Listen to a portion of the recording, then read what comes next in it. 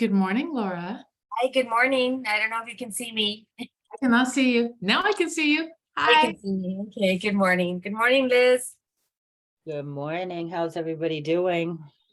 It's Fat. Friday. I know, I'm feeling Not this that that way. means anything in a realtor land, but Right, that's true. Very do true. you have weekend plans? Not right now. No, not yet. Yeah, but just happy it's another day. Liz, do you have weekend plans? Nothing firmly scheduled. It's kind of fluid and flexible. My fellas, I'm sure will have something to pop on the schedule where I need to Uber ride them somewhere at some point, which is already the situation this morning. I'm like, really, guys? Anyway, but for myself, no. And Every Go ahead. with that. I'm okay with that. I That like is nice. Every Saturday, I have a Toastmasters meeting, and it is an hour away from my house, and it starts at 8 o'clock in the morning. It's an hour and 15 away from my house. Oh, look, Yeah. That's Yeah. cool. It's Is the that where only- they help you get up and speak in public, Toastmasters? Yeah, it's a public speaking thing, and Maybe it's that's what I should do. Yeah, I really like it because my first one that I ever did was like 15, 18, 20, whatever, many years ago. And it was very formal and stiff and, and you had to follow the rules. And there was so much tenseness around. I don't know. I just was always, and it was probably me and probably not them, whatever. It doesn't matter. Right. It's always us. Yeah, this one is so relaxed. The feedback's really good. I mean, it's really good. So it's very easy to get all this feedback. It's usually positive, work on this, positive. So it's a good, I don't know, it's just a really good group and they're really fun. Oh, that's So cool. yeah, we're looking at doing some open mic nights and some other stuff like that. And I'm just it's a good group. It's a really good group. So that's always my Saturday. And then so that's up in Ocala, Michael, what the hell is it? Akala? I don't know, whatever that place is. So Okalachi? Ocala, Oh, Ocala, yeah. Ocala, that's right. It depends on who you're talking to, Right. Tomato, Ocala. tomato. but most of us, Avocado. the natives say it's Ocala. Yeah, I'm going to Avocado or whatever that place is. So, and then I'm driving down to Deep Claremont, which is basically Disney World. And I'm meeting an agent that is he's interested in a team. He's from somewhere up north, but he's visiting somewhere down south. And we're going to meet not in the middle. He's like from Michigan or something. So he's like, I happen to be in Florida. And I'm like, I will meet you in Claremont, dude. So I'm driving down to Claremont after that, meeting him. And then after that, I'm coming back home. And who knows what's after that? Who knows? And gardening on Sunday. Oh. Anyway. That's good. Got any weekend plans? When do the kids come? Are you there, Michael? I'm sorry, what'd you say? That's okay. I said, do you have any weekend plans? And when do the kids come, the grandkids? No, that's next year's vacation. Okay. All right. And weekend plans? I think we're going to Magic Kingdom. Very cool.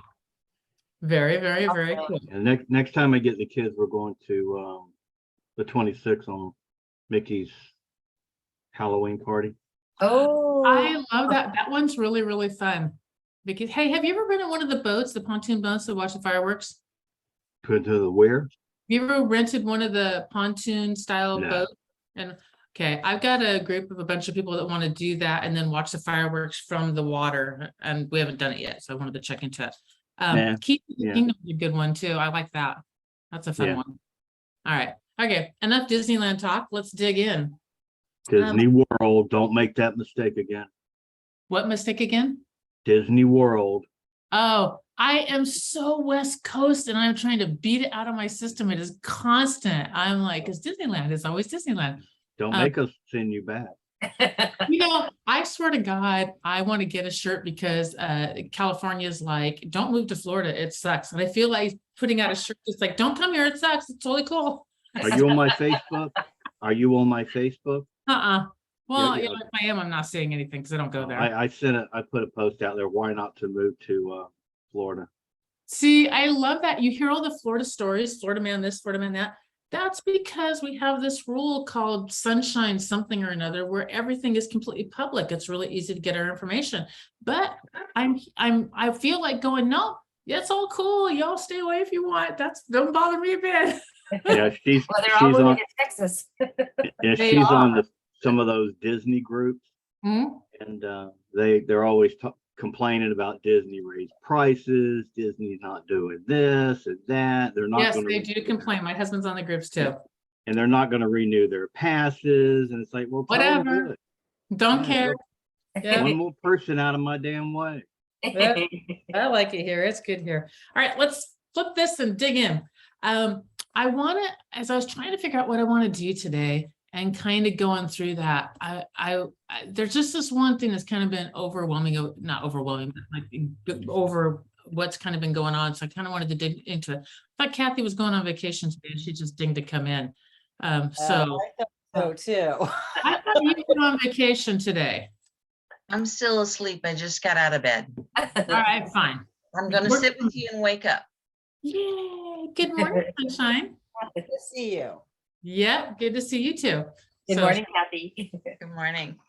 All right, so let's dig in. I just want to get a pulse first of kind of where you guys are and how long you've been in the business. And so I just want to start it off with, what year did you come into real estate? And what year did you buy your first house? So whoever wants to go. So Michael, 2010, got into real estate. Bought my first house in 1982. in 82. Okay, all right. That's a lie. I built my first house in 1982. I Okay. bought my first house in Bought or built, 19. You're fine. Huh? Bought or built, you're fine, because you were dealing with, The first one I built. Yeah. And then the next one, when I did buy one, I think it was 1996 or something like that. okay, all Over right, around. all right. Who next? I've been in real estate since 2009. Okay, And we bought our first house in 2004. I believe. okay, all right. I wasn't practicing for the past 2 years, but kind of feels like I'm new again. So yeah. I totally get it. I really do. Yeah. But I'm oh, with her. I'm yeah, with Laura, and feeling like I'm new again. I've had the license since 2006, not worked it full time, but I've had a license since 2006. And bought our first, when did we buy our first property? It was after, so I think it was 2001. We bought our first property. And the only reason why it's escaping me, because it's horrible, we bought the year after 9/11. So 9/11 happened September yeah, of whatever, I don't know if that was 2000 or 2001. I think it was 2001. Mm-hmm. I And we think it was bought- 2001, wasn't it? Yes. So we Okay. bought in April, if it was 2001, we bought in April 2002. Okay, all right. And Kathy, I think that it was 2018 that I got in okay, real estate. And I think that it was 1976 for the first house, unless you're gonna count like when I built my first tent out in the yard. no That Lego was- houses, those No. don't count either, because you gotta Up go in the- back to Up like in the 60 tree, you know, stuff like that. 66 or 7 or something like that for me. Lego house, but whatever, that does not count either. Oh, darn. Good morning, sunshine. How are you? You're muted. Hey, good morning. I'm Good sorry morning. I'm late. Don't worry about it. So you're perfect timing. So here's the question. What year did you get into real estate? And what year did you buy your first property? Oh, wow. So, I should know because I just renewed my license, right? Yeah, so are you a Well- 2-year or a 3-year in your state? I think it's 3 years. Anyway, so I think it's 2016 Okay, or 2015 right, that I got my license and I started in Cal Williams like a year later. So like 2016, I'm gonna go with that. all right. And when did you buy your And- which house? My first property Yep, is this lovely home where I am, Okay. 2010. 2010. Okay, perfect. Yes. All right. So 16, 18, Liz 06, but what year would you say you're really started to get in and get active? 'Cause Who, I me? Yeah, you. Because I know I've that been- you did what a I've bunch of. been working, I've been working the bridge of corporate ladder in real estate the whole Yep. time, so it's pretty much been referrals. I honestly say I'm probably trying to get active this year. Okay, that's cool. I know a lot of people who've done what you've done, who just got. Why I feel like I'm new again. Yeah, Yeah, it's totally cool. Okay, so we got 10, 10, 9, 22-ish, 18, 16, 07. Okay.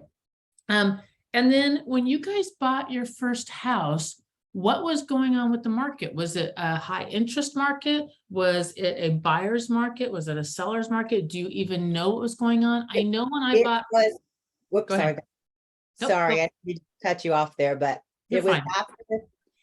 after 9/11, so the markets were kind of like, I will say with this, when people talking about the interest rates today, I think the interest rate, if I remember, was like on our first place was like 6%. Or You were right maybe- around that. You were, because they were doing this thing of lowering things and pushing housing into areas where previously people had not been able to buy. There was a little lull right after 01. There was Yeah. this interesting little lull right there. And then it came up out of that. And then probably 3 or 4, it shot off. The market shot off crazy. 3, 4, and Right. 5, 6 was the huge run up. So it kind of did this and then spiked huge up until, depending upon where you were, 7 or 8 is when, and Right. some places as late as the beginning of 9 is when everything came crashing down, but just depending on where Right. you were.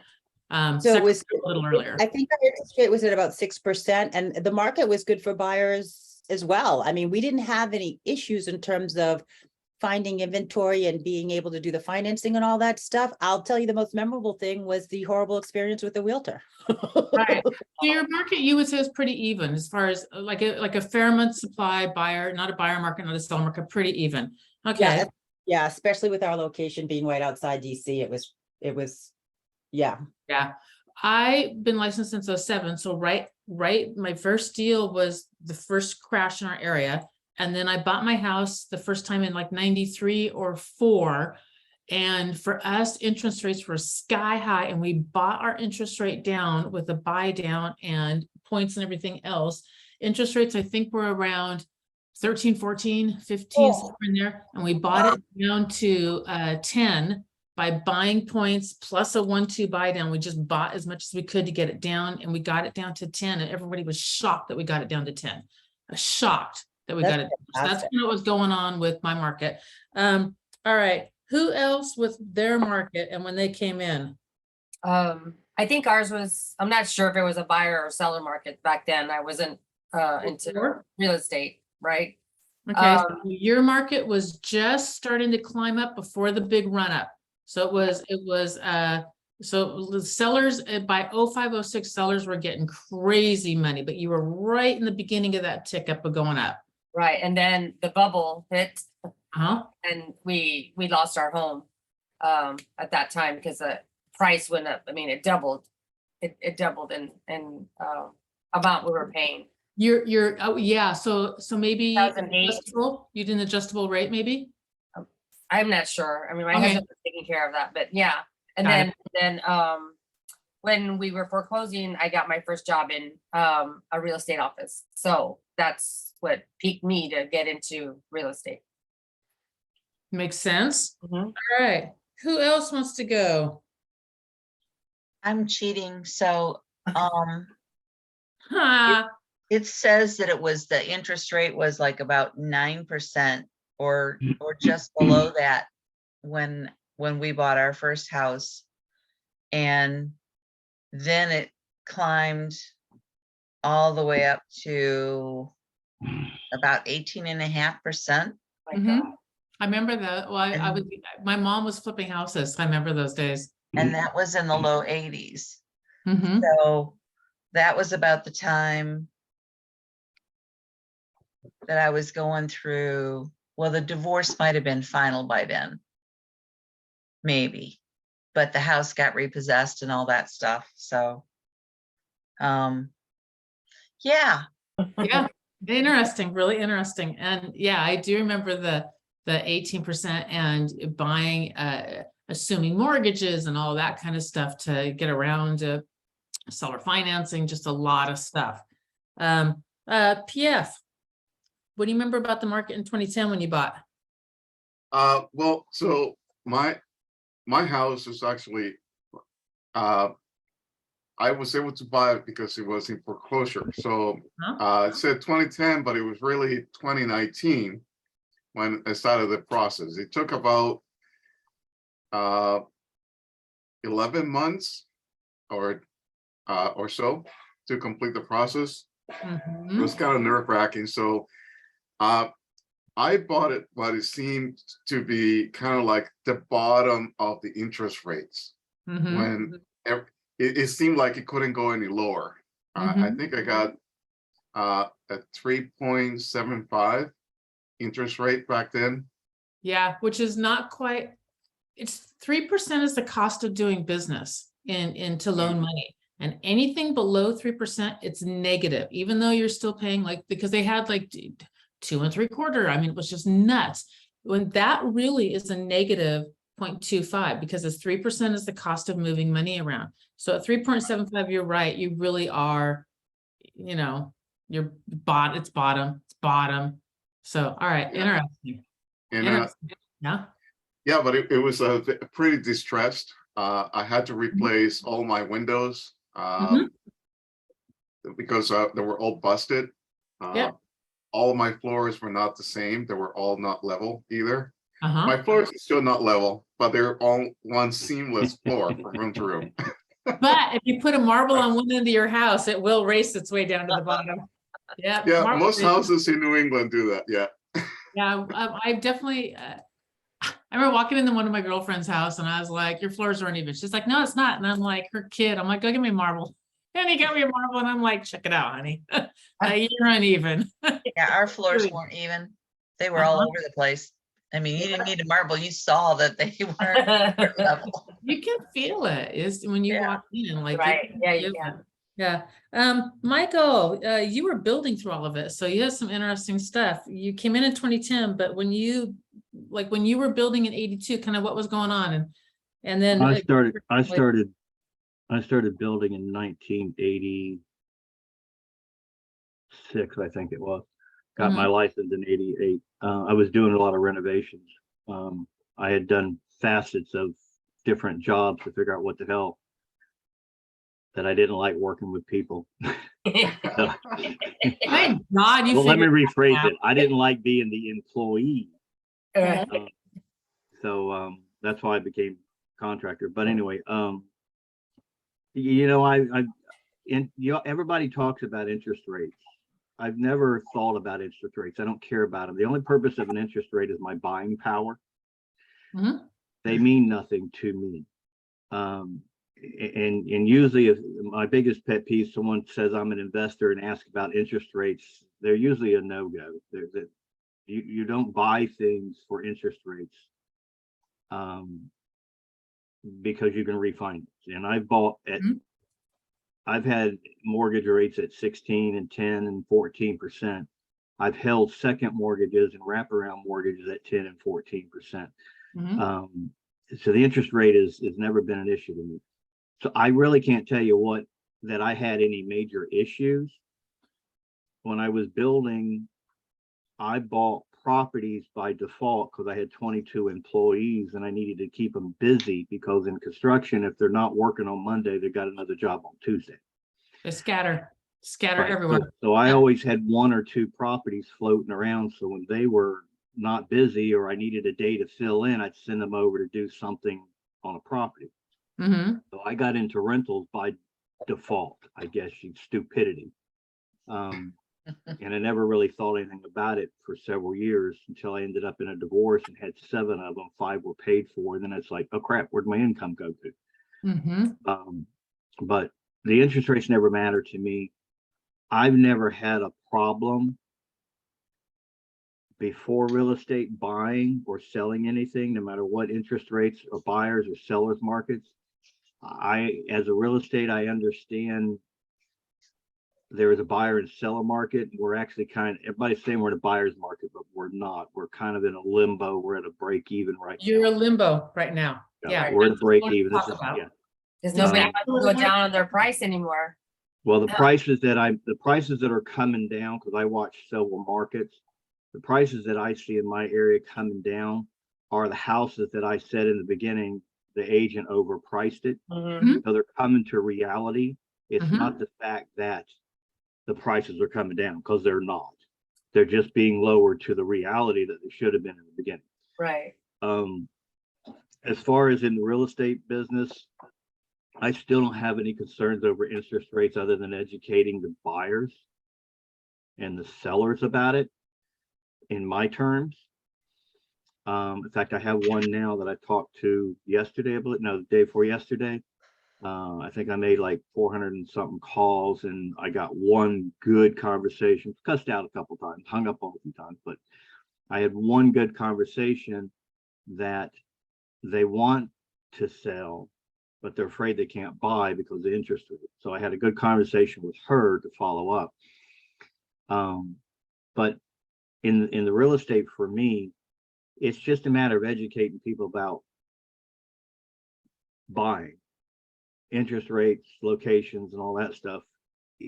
It's really not a negative to me, Me either. because most of the people I deal with have a need. I think I've made it clear that if you don't have a problem, we're not working together.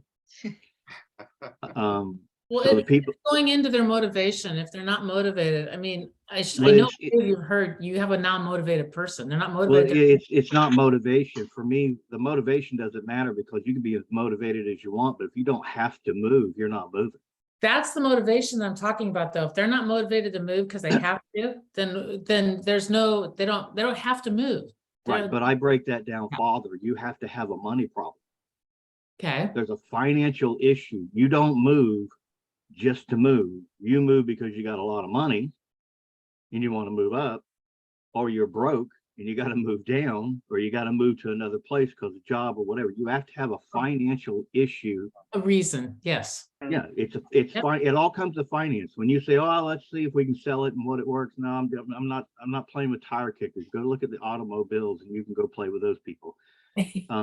But for me, the reason I say there's no issues here is you have a problem. If I can solve your problem, then we'll work together. So again, the interest rates and all that stuff, it's more of, is a buyer's market, seller's market. It's educating the people. If you got a problem, you got to sell, you better sell, not So- wait. That's what I wanted to talk about, was a buyer's and seller's market. Exactly. So thank you for that segue. We have Read your been mind. in, huh? Read your mind. Yeah. Yeah, it's cloudy up there, honey. Yeah, I know. We have been in, we have been in a very, very, very strong seller's market. And I wanted to kind of get a pulse of where you guys came into real estate and where you guys started really, really actively going in real estate, and also where you bought your houses, to kind of get an idea of what kind of market you've been in, and then what a shift might look like, and what kind of just what to expect. And I don't know, I do believe we're going to shift. I really strongly believe we're going to shift. And I started to think about the things that I followed last time, because I came in right when the market shifted, and what did I pay attention to and what did I not pay attention to, and what was easy and what was not as easy, et cetera, et cetera, et cetera, et cetera. Right now, I don't believe that we're not in a strong buyer's market. We're just not. We're in, every time there's a shift, there's this little lull where everything kind of evens out for a little while. And I believe that we're right there in that little lull. It doesn't last forever. It's usually pretty short. And if you look at a graph, there's usually like a little bit of the top of the hill or a little bit of the bottom of the hill before it starts going the other direction again. And markets are manipulated and changed and all that, because money's made, whether it's going up or down, it doesn't really matter. That's when you make your money. That's not usually during the little lull thing. So it's On the rise and fall. things are, yeah, on the rise and fall. So when I was in this in 07, 8, 9, 10, there was a lot of news, and every single day you could open up the news and the news had some story or another story. But I want to go down to news. News before CNN was very, very different. And when it was Walter Cronkite days, it was very much when I started into, because I was dabbling into journalism. Journalism was was very precise. You told the facts, that's it. There was never an opinion. You did everything you could to get your opinion out of it. It was purely the facts. They actually had an op-ed page, an opinion page, and it was a second page or maybe the third sometimes of a newspaper. And that's it. That's where opinion went. It was one page of a newspaper. All the rest of it was to be factual. And they would slap you on to an opinion piece. And then enter CNN. And CNN said, we're going to do 24-hour news, which everyone said cannot happen. And then the Gulf War happened during that, and everybody glued into CNN.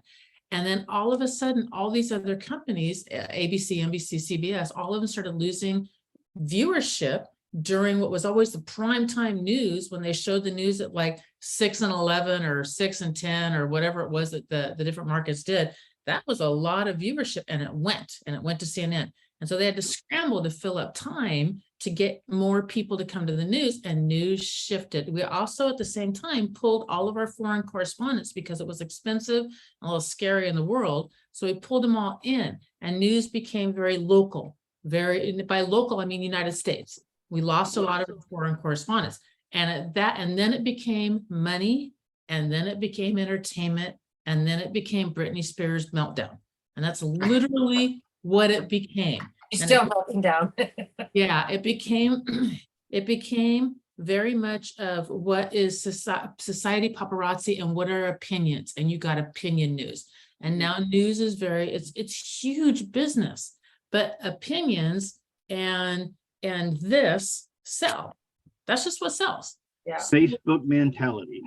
It's true. So you can't really use the news as the guide to what's going on, because the news is there to make money, and it will do whatever it has to do to make money. Sometimes you guys seen a headline and you pop it open. Like I just was talking with oh gosh, I can't remember what the group was, but there was a military guy on the group. And I was talking, I said, I just saw a headline yesterday, which I literally had to pop open because I'm like, what is this? It said, we lost half of our fighter jets to China. I'm like, what the hell?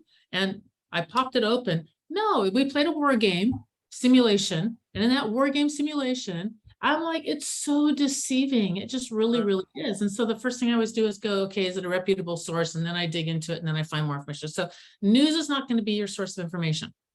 Clickbait. News is not, pardon me? Clickbait.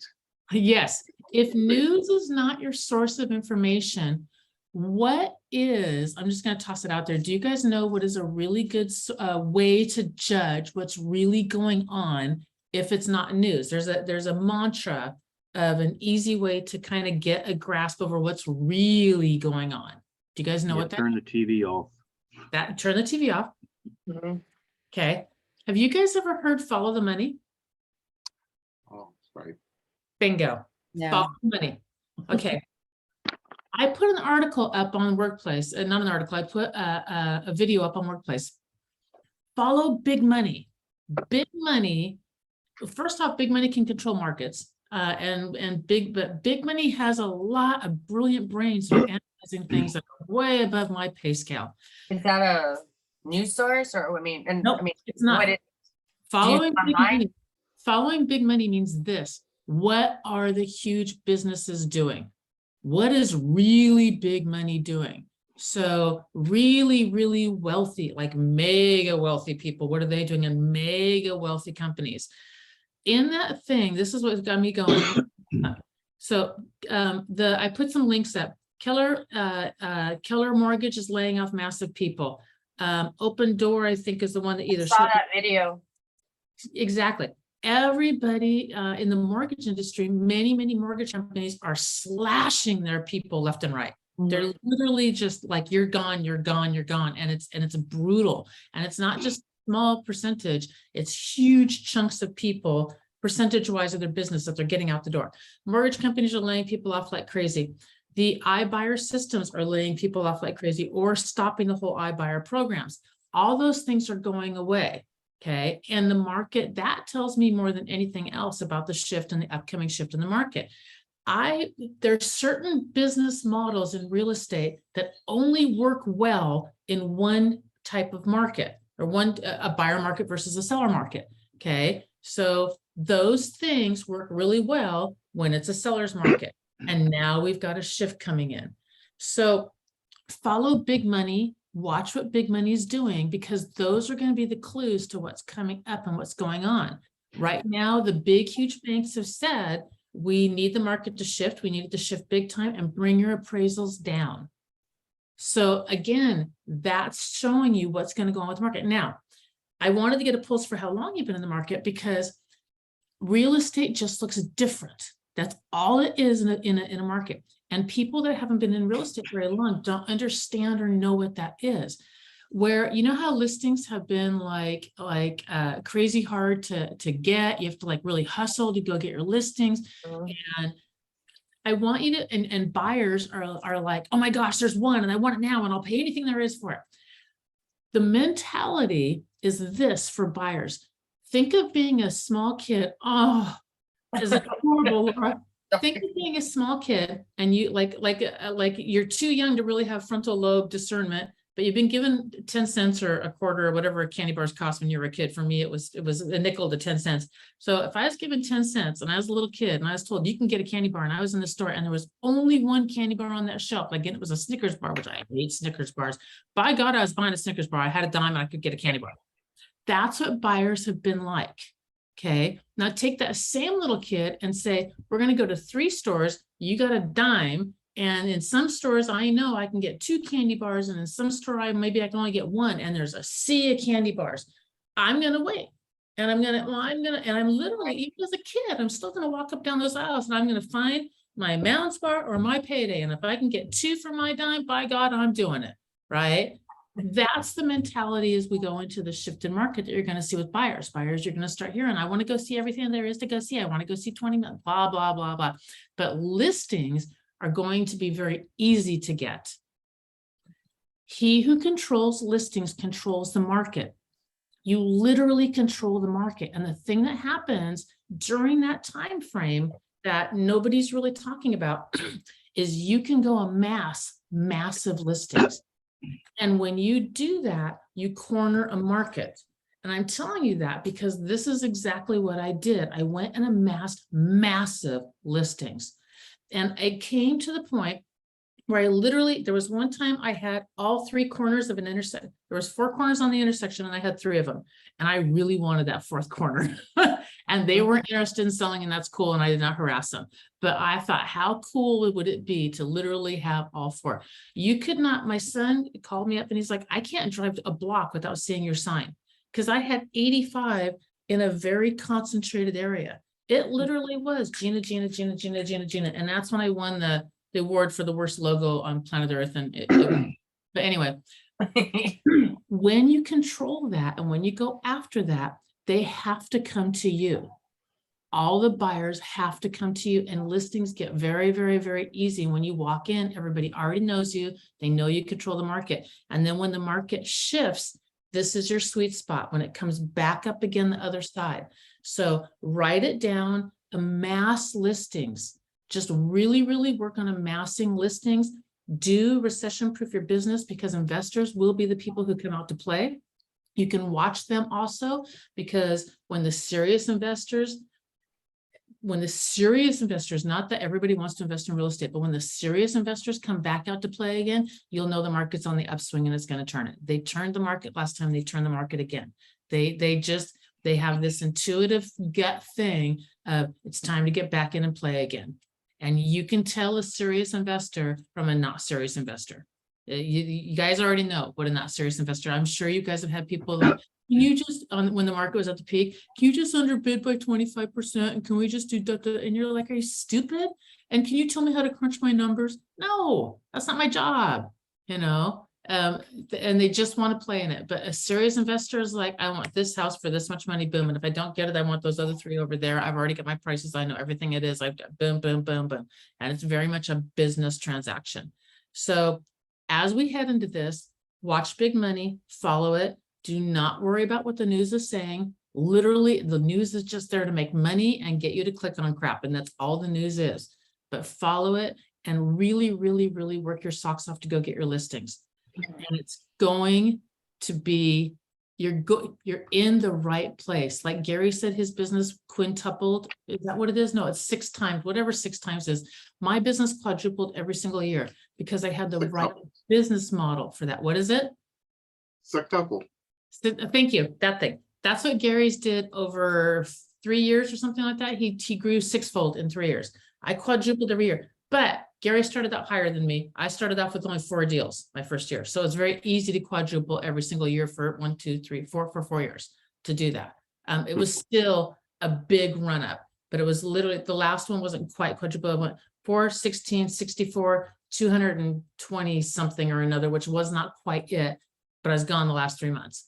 But I'm telling you, you're in the right place with the right business model, and people are really going to need your help. So question for you. That's what you're going to say. Yes, darling. You say follow the money. Yes. Explain. Follow big money and what big companies are doing. So if Zillow is not doing iBuyer anymore, it's because that's not a good business model and they're backing out of it. If big, huge mortgage companies like Keller Mortgage is laying off 20 and 30% of their staff, that means that they think that there's going to be that they're not going to be able to pay them because they're not going to have any use for them. So those are big companies with big money. It's not just Follow-up a- question. Huh? Where do you find that? How do you follow the money? Like, where do you find the clues? Oh, those clues are in the news. And those clues are in articles. You have to look at your source. I put on the last Monday meeting, I put 3 links to 3 different companies that are talking about mortgage layoffs. So in Monday meeting, I put those up. And then also look at so go back to that Monday meeting recap because those 3 links will be in there. So check those out. And then also I put a video up on from Inman Yeah, I saw that one. on Workplace. So go watch that video because that talks about what iBuyer, Open Door, and those companies are doing. So It's like a general Google search initially and then go into like the real estate pieces and do like a general search for this like big follow big money. Or how do you- no, That's just what I was thinking. follow your financial market stuff. So follow that kind of money of what that kind of stuff is doing. And then somebody else put a link on and they talked about it at that Monday meeting also, that there's a mortgage. I think that link went out too, of what he follows to follow mortgage layoffs and stuff like that. So he's following. Oh, right. Remember? Yes, Yeah. MO something. Yeah. So that should be in the Monday stuff too. So that's the kind of news that you want to be paying attention to, is what the big, huge companies are saying and doing, not the little guy who's like, there's not going to be a meltdown because there's a housing shortage. And I'm like, there are 6 million houses across America, 6 million as of like 4 or 5 months ago, last time I looked, that are vacant. 6 million. So there's not a housing shortage. There's not. There's 6 million It's an vacant affordable houses. housing program, that's the problem. Well, yeah, there is that, but and a ton of those are in Florida, actually, Michael. Like Florida was a So- big state. In Austin. So what we're seeing here is, since Zillow has gotten out them, of course, now there's I don't remember where I saw it, Zillow is teaming up with one of the other companies now, because they had a better program than Zillow. You're seeing a lot of agents. There's one guy out of Georgia, and people don't realize this, I think he's in Florida, but he's from Georgia, his office and all, but what he does is he gets agents here and kind of like EXP does and gets them to join his team. Then he Mark feeds Spain? them- Mike Spain. You He know, he feeds was them- the #1 Keller Williams agent before he broke off on his own. Yeah. And but He's what huge. he's doing is he's pushing the point of that offer. But what people don't realize, and I would suggest everybody do this, I did it, not with him, but with other companies, I can't remember who now, Offero, Open Door, or something like that, is they send you an offer, and it's basically a wholesale offer, and they Mhm. guarantee that price. Mhm. And a lot of this came out of Keller Williams.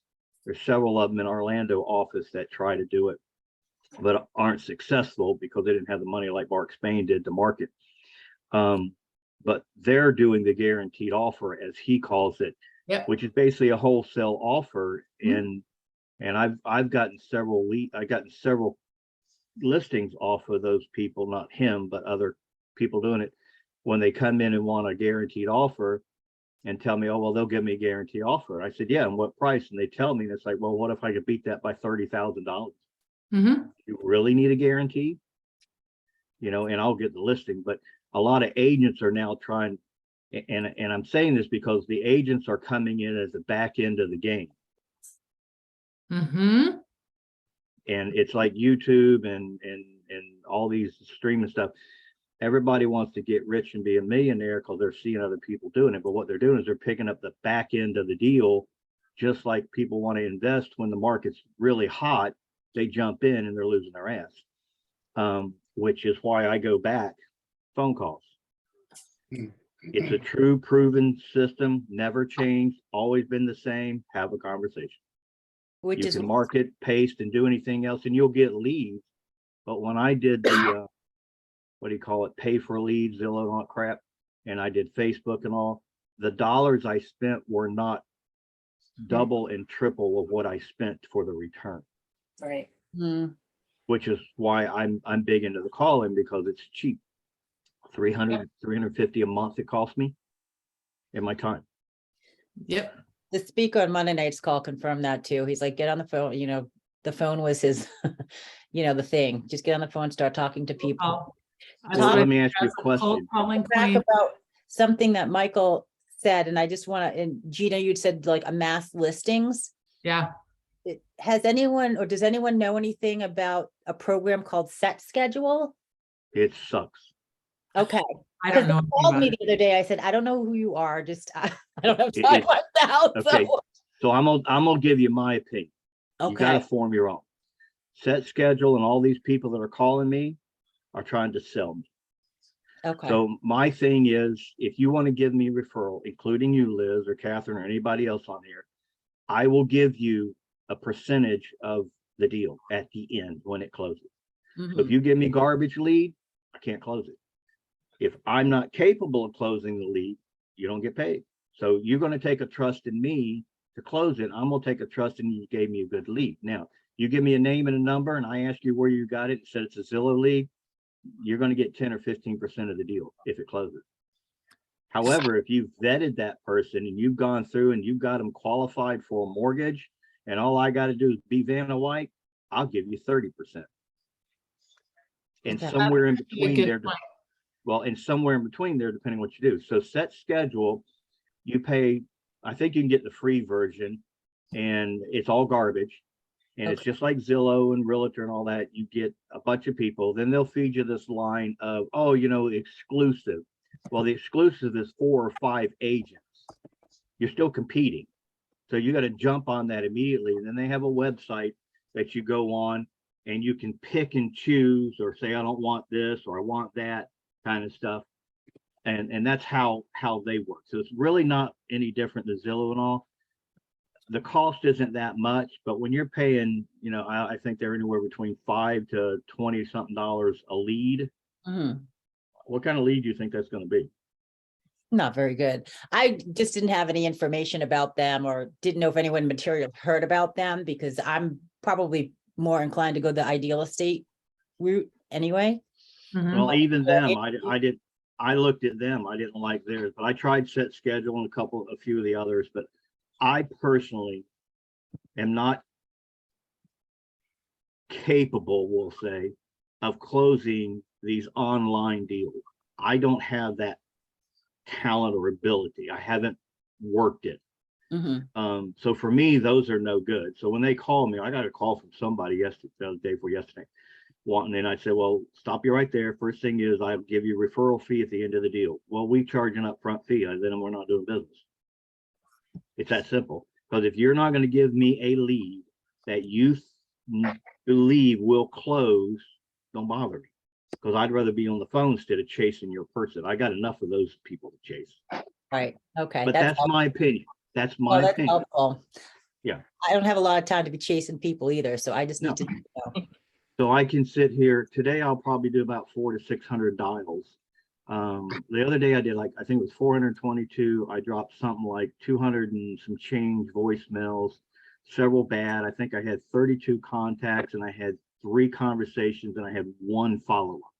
Mhm. Now that doesn't sound like a lot, but that follow-up is a $450,000 property and wants to buy another house. Mhm. There's $1 million deal Yeah. right there. That's great. So if it pans out, see, that I'll chase, that I'll follow up because I got a good chance and she was a nice person. The guy that cussed me said he's going to die and not going to live there. I'm done with you. I'm not chasing you. I may call you in a couple, 3 months again and let you cuss me out again, but I'm not gonna chase you. You're just in my cycle of my $1 million. I think I'm 8,000 something now. I'll add another 2,000-3,000 this month. I want 1 million numbers in my database, and that's where I will live. I would never look for new business once I have that database built. But for me, the cheapest, easiest way is cold calling, for instance, and I'm always trying to learn. So I'm going back today. I'm just not in the mood to talk on the phone. I'm going back today and I'm going back over my system and all of my programs, and I'm going to try to get better at my conversations and my dialogue and stuff. So that's what I'm going to work on today. Because I need to improve my phone conversation, because I noticed the other day I was slacking at how I'm doing it out of my head now instead of paying attention to what I should be saying. And I'm not getting the conversations I need to get. Does that make sense? Yes. Yeah, I love it. So- I love that you're going back in and analyzing. Whenever, I call it the rule of 3, when I run across the same problem 3 times in a row, I don't know how many times you ran into it before you caught it. Then I know there's a problem. I need to catch it. It's me, not them. So if I hear the same objection 3 times, that's me, not them. I just stop what I'm doing, figure out how to handle it, because I'm going to hit it 10, 15, 20 times if I don't figure out how to handle it and move forward. I'm going to wrap this up because I got to Yeah. go. I promised Jean I would look at a contract form, but I wanted to tell you guys this. I built this thing a long time ago on 15 questions to ask before you buy anything in real estate. So I put the 3 PDFs up there. It's 5, 5, and 5. I hope they download. If they don't, I will find them and add them in. But it's just a series of questions to ask before you buy a lead, a product, a service, or anything like that. And things to think about before you do it. Because in real estate, everybody's got their hand like this and they're like, pay me, I'll give you a silver bullet. And there are no flipping silver bullets. There's a couple of systems that might align up with you and your business model that makes sense. But again, it's not a silver bullet. Everything has to be worked, and you need to look at the ROI of what it is that you're doing. And the ROI cannot be, if I just do one deal, I break even. Don't spend your money that way. It's crazy stupid, because That's you're just- not counting your time. And maybe it took 40 hours to build up that system. So it's 40 hours. That's a lot, or 8 or 3 or 10. It doesn't matter what it is. So There's a hopefully- learning curve to everything you do. Yep. And Yes, it sir. usually takes 30 to 60 days. It takes 4 to 5 years to build your base business to survive. And I know that for fact for the businesses I've built. My business will always built on word of mouth, not my mouth, not advertising. I I'm not had, building advertising either. It's awful. I had a 30-foot fifth wheel trailer, big old black trailer truck, Mark advertised everything I did on it. And in 6 months, I had to take all that off because all I got was garbage. So that's why I didn't market anymore. It was all word of mouth, which is why for me, I would rather have a conversation with you and tell me to go to hell so I can hang up the phone and move to the next person. Mhm. That's Yeah, my it's answer. fast. This is the cheapest, fastest thing with the highest ROI of anything you will ever do. And I know that there's a lot of people who hate doing this. I hated doing it too. And I'm not up here to tell you this is the only way to get business. I'm just saying this is a very good way to get business that people don't like doing. And I hated it too for a while. I don't hate it anymore. Now I I actually hate it. like it. Do you I don't still? like it. I'm Yeah. with you on all that because I'm averse to it also, but that since my phone is dying, I'm like, okay, now I need to invest in a new phone because I recognize the value of having it. Yeah, I just spent $1,300 Can I ask a replacing mine. Question. So, I have a list of vacancy properties, but is it best to go with, low equity or high equity? I personally Matter? like high equity because there's room to do stuff with, but low equity is just a different business model. And that's what, when I did real estate, nobody had any equity. It was all So short here's foreclosures. what I look at. I have a zip code, 2 zip codes I'm working. When I do my searching, I'll go in and search for high equity, because if you don't have money, you can't pay. Okay, that's my first thought. Right, However, I work foreclosures and stuff like that. There, I know you don't have money. So I Right. know I'm gonna have to work harder to get my money. So now how do I get my money? From the bank. Yep, bank paid me too. Yeah, so now I got to go to the bank and do my negotiation, but if I can get you as the seller to sign the contract, then I can do the work, which I have a great team of title, attorney, stuff like that. I will turn it over to the title company and the attorneys, I which did is all too. one company, and they do my negotiation. Bingo, that's what They I did. get paid from the bank and I get my 3.5 to 4%. That's how it's exactly how I did. I had a company that handled everything. All I had to do was Sign get the paper. listing. Yeah, I got the listing just like normal. I handed them a packet, a 20-page packet, I think it was, that covered every type of short sale, all the big major companies, banks and what they needed. That, so I handed them that and I walked back in and I scanned everything over to my company and my company took care of it from that point forward. I did not have to get the 20-page thing signed. They got the 20-page thing. That was Mhm. their job, not my job. My Mhm. job was to go in and go take a listing. And so that's how I did not negotiate out my own short sales. I watched all the agents that did that. I watched them literally go into massive depression and leave the industry. I did not see one of them that kept their business. They just, it's grueling. It's literally grueling to go Mhm. through it. Companies can deal with it because you're an employee, but regular agents trying to do it, it just As- takes everything. Yeah, As Okay. much as I push the phone calling, to me, that's the least expensive and everything. I take one day a week because I think I've told you, I get a list of people, like I mentioned the other day about solar panels not paying their bills. Mhm. People that are behind on the mortgage, and this is all private information I'm not supposed to have, so I got to be careful how I deal with it. But I go out one day a week in the Volusia County, and I knock on doors. I have my letter, got that emblem on it. Mhm. That's what I want you to see. I don't care if you read the letter. I want that emblem in your face. I want you to see it. I go out, I knock on the door, you don't answer, I put it on the door. I get your information and then I try to search you. I have a couple free programs and then I'll skip trace it, whatever. I do that one day a week. Now I do that for me because I hate sitting here in front of this computer all day long. Mhm. It sucks. I hate talking on the phone. I would rather not do it. If it was up to me, I'd buy 100 acres somewhere, put my house in the middle, fence a 20-foot fence with a barbed wire, and I tell you all to go to hell and have everything dropped off at the gate, and I wouldn't talk to nobody else. Okay, I've gotten bitter to a point, but I know Now hang on, my family has been like, why don't you call?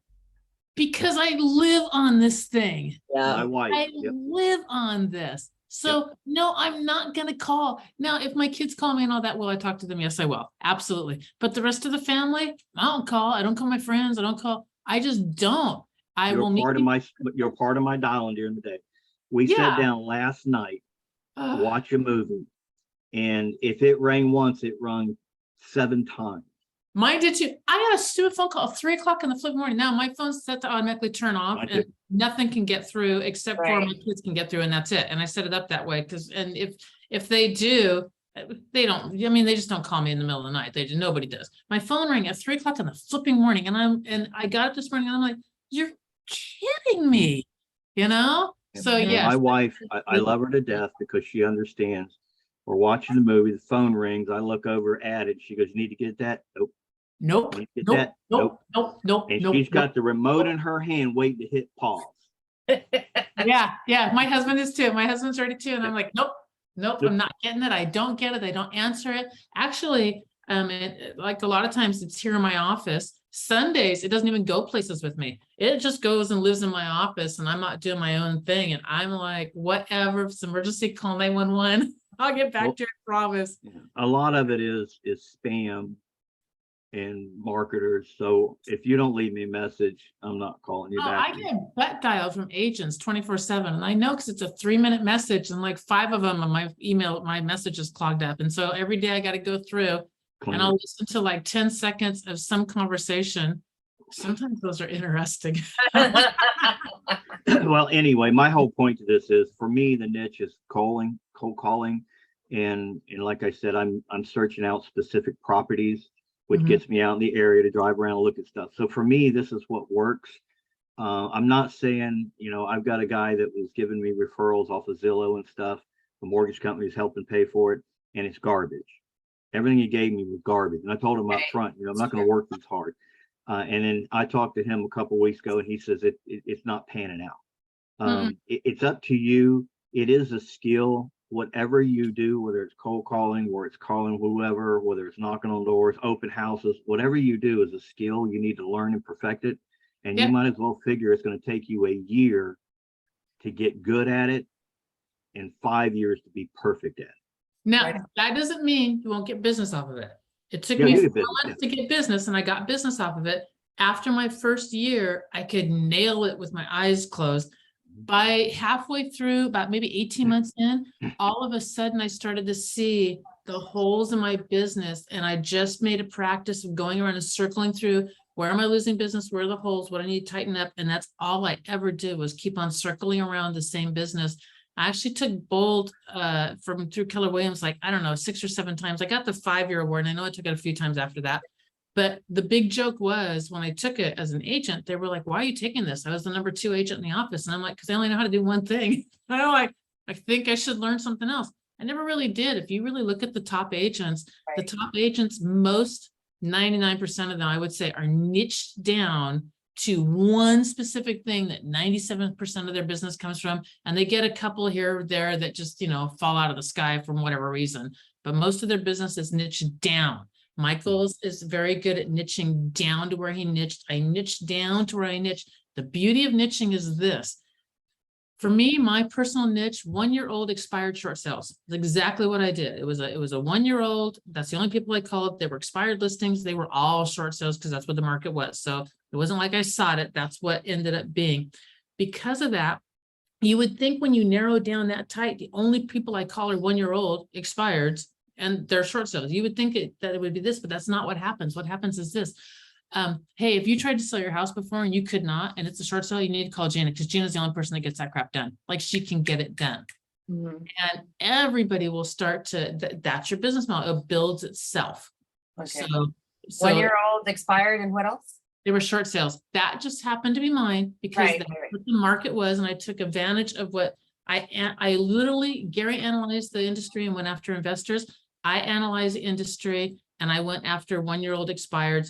Our industry, my county had the number 2 loan originator in the entire United States, not of one company, of any company, because his loans were fraudulent. He was one of the first people that they came and they hauled away and put in federal prison. They literally hauled hefty bags out. It was all over the news, full of money. It was this huge thing, but his loans were fraudulent the day he wrote them. So my county got hit hard, really hard. And then, because it was already hit hard by that guy, the state came in and made a rule that said if you did a short sale and you were the agent doing the short sale, you were held liable, could be held liable for the short sale. So let's say they owed 80K. They were going after the agents, trying to make the agents pay with 80K. And so everybody did this. Right. Literally, we did this for a year until they fixed the law. So then by the time they fixed the law again, now these houses have been abandoned. They've had the copper all stripped out. The homeless have moved in. I mean, it was,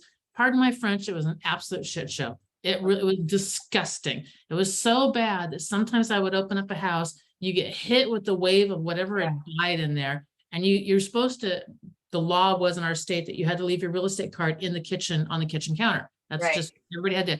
And literally, I would take my card and I would fling it as far into the house as I could. I'd shut the door because I was like, I'm not even going in there. And then you had, like, I packed because you didn't know what we're gonna, who you were going to Right. stumble. Who's gonna be in there? Yeah, I it was was always crazy. afraid to open doors. Like, Yeah, Well, and doors. that it was scary that as goes hell, back you to know? the same thing, as I said. You need to align yourself with a really good attorney, because even today, That's what I had to you get a do turn. any transaction, you are putting yourself financially liable. And Which is why you want to be with a big company with a big pocket. if you start right, it's not even that, because there's companies that dump the agents and make them do it on their own. What do you mean by 1 year? 1-year-old? When you say 1-year-old? Oh, expired short sales? So I Oh. didn't, you know, when expired shows up in the MLS, the day it shows up, 8 million agents call. Right, I looked a year in the past. I Okay, pulled MLS okay. and said, I want to see everything expired. So if I was doing it right now, I would pull everything expired in August of 2021. And I Okay, pulled that list. And Okay. then I spent one day where I just looked at every single thing and I was like, okay, this did sell, this did sell, this did sell, this did sell. That business model right now, you're going to get a tiny bit if you do that. But as we move into a really crappy market, it will Mhm. start to expand. right, So what I do is I'm one of the ones that call you during the day it expires. Right. And then I usually circle around a week and 2 weeks later. Hang on. By the end of 2 weeks, how many agents are still calling, Michael? Nobody. Zero. Like I said in that thing I did, usually most agents call one time and people cuss you and everything else, so they don't want to call back, I'm afraid. Yep. So I call you, you don't know me, you don't remember me, even though I tell you my name and everything, send you my card, you usually don't know me. And then that's where you'll pick up what I call now money, Mhm. because they finally said, okay, I'm over this, no one's calling me, or you keep calling me, let's talk. Some of them change, whatever reason. So after the 1, 2, 3 calls, that's 3 weeks in a row. And then I go to every 2 weeks for a couple of calls. And then I just put you on a monthly call where I call you every month. And Okay. and I follow up with you until you tell me, don't call me no more. Even if you don't answer, I don't care. Like I said, I dropped 200 something voicemails the other day. Mhm. You're at least hearing, hello, this is Michael Ussery. That's all you got to hear, and you can hang Right. up. I could care less. Right, I just want you to hear my name. Yep. That's it. So calling them, and then like Gina says, I go back 2 years is what I do. I go back and download on my system. I think Landvoice gives it to me. 2-year-old expired. And then I have to do like Gina does. I go through and I have to spend the evenings, cleaning up the list. Mhm. And when I don't have phone numbers and stuff, I'll skip trace it. But those, I get a lot of really good conversations. People that, yeah, we thought about it, but this changed. And some of those conversations, I think I spent an hour and 40 something, hour and 50 something minutes the other day when I made the 400 calls on the phone. So basically I spent an hour and something on the phone out of a 4.5 hour day on the phone. Out of that, one conversation was like a 30 or 45 minute call. So my calls averaged out to be about 4 something a minute. Okay. Okay. So, and that's dropping whatever, but the older they get, they still have that. Okay. So if you ever wanted to do a project at home, a kitchen, a bathroom, a backyard, whatever, you haven't forgot that deal. You haven't forgot wanting to do that. You just have had issues that got in the way, no money, no whatever. And if I can regenerate that thought, Right, you might step into the ball game and now we can do business. So Mhm. I'm just trying to say, hey, it's Michael. Have you thought about selling? Well, we did one time. Really, what happened? They open, if they are receptive, you ask questions about them. Remember, for me, you're my friend. You're my best friend. Where are you going to? Am I ever going to see you again? It's all conversation. It's all Mhm. conversation. Casual. Right. Casual, And casual, it's very not, casual. I'm not a salesman. Mm-mm. I'm not going to sell you. I can't sell an ice cube to an Eskimo. Right. He's got all the ice he needs, for crying out loud. I'm not the salesman. I'm just here to give you information to guide you to make the right decision. Okay. And I'm talking to a friend. How can I help you? What do you need? What is it? Why are you leaving me? Right, right. And that's and there's people that'll tell you that don't work. You need to be hardcore. I think Mike Ferry is that way or whatever. That's just not me. That's not I'm me either. I Yeah. was friendly, casual. Wow, where were you guys gonna go? Oh, Yeah. wow, tell me what's there. Oh, I got grandkids too. Aren't they the best? But if Blah, blah, blah. if I sense you're a bigger A than me, we're gone. Yeah, Right. well, that's hard. Yeah, it is. I gotta go. I also too. dumped onto the scripts. I can leave this going if you guys want. I don't have an issue with that at all. But I dumped expired scripts up there too from I my know, website. but I copied the. Okay, Who for are the so I scripts can get from? it. Hmm? Who are the scripts from? me. Your scripts, where'd you get them Yeah. from? Amalgam of everywhere on planet Earth. So some were from KW, some were from Fairy, some I wrote myself, some I tweaked but I took a lot of scripts and tweaked it to be more what I actually did. So if you've got scripts, by the way, scripts are an amazing, wonderful thing. Gary has a whole thing on his website, and I'm sure that if you've got some good stuff, he'd love to put it up there too. So all my scripts are also, I always grab from my website because I can find stuff on my website. I can't find stuff on Gary's site. I just can't. But all my scripts are also on Gary's site also. So they've uploaded everything that I've got to. May we use your 15 questions Please. in a That's printed why I put material it and there. stuff? Yeah, that's why I put it up there. That's literally Thank you. it. Yeah, you're welcome. Everything also on my website. I mean, I gave it all to Gary too, but it's all designed to help you, and you steal all you want to.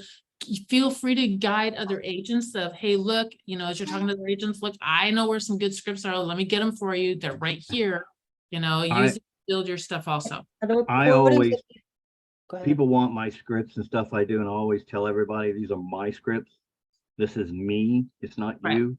So Right. whatever you get, you need to read it, memorize it, and then you need to change it to make it you. I'm going to add one caveat to that. First, know and understand the language pattern and what's going on in a script. Once you know that, you can tweak everything you want, but you need to know and learn scripts and what you just need to learn that part of it. And once you understand what's going on in the script and what they're doing, then do make it your own. Like I think what you're literally. trying to say is, and that's why I said memorize the script. You need to understand the words that you are choosing, not I, but we, not you, but us. The NLP behind it, yes. You need to Mhm. know all of what's going on there. And once you know that, absolutely, then by all means, tweak the things because that's what I did. I learned them, I did them the way they're supposed to. I dove deep into scripts, why they work, how they work, what are the Yeah. words, what are the patterns, what are the language patterns, all those kinds of things. Once I understood it, then you can make everything around. I always suggest, this is what really got me going, was look up, do a Google search, spin selling. Yeah, that's a good one. Look up spin Yep. selling. Read read as many of those books as you can. I can't remember the guy that I read first. That's the basis. And this is not me. This is from everybody, other people, coach, whoever I've heard it from in the past. Can't tell you, I don't remember.